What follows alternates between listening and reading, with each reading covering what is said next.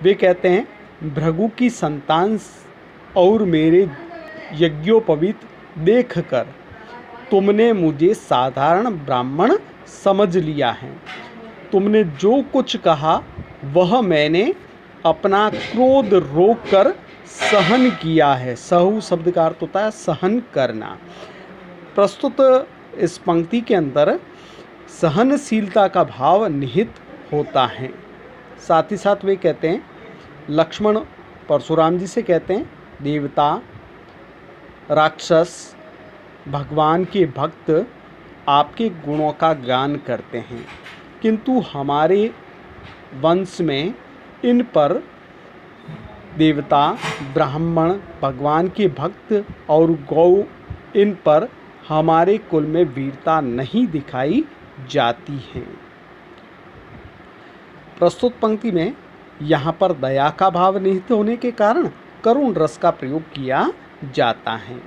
लक्ष्मण कहते हैं कि ब्राह्मणों का या इनका वध करने से पाप लगता है, अपकीर्ति मिलती है और युद्ध में पराजय होती है।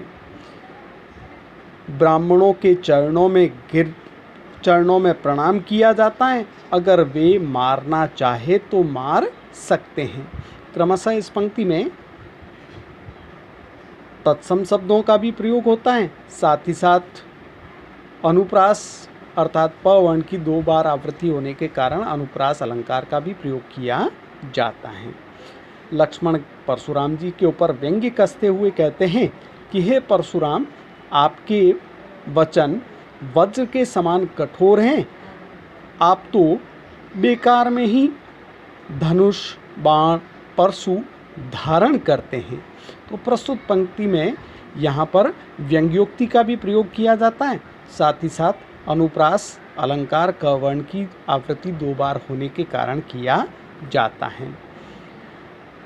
वे कहते हैं कि मैंने जो कुछ देखा और देखकर कहा, अगर वह अनुचित है तो हे क्षमाशील महामुनि, आप धैर्यवान हैं। परशुराम ने क्रोध भरे वचनों में देखा और वे कौशिक नंदन से कहने लगे। इस पंक्ति में दोहा छंद और क्रमशः परशुराम ने स्वयं के लिए भृगुवंशमणि की उपमा दी है और गिरा गंभीर या विश्वामित्र के नाम की उपमा दी गई, इसलिए यहाँ पर उपमा अलंकार का प्रयोग किया जाता है।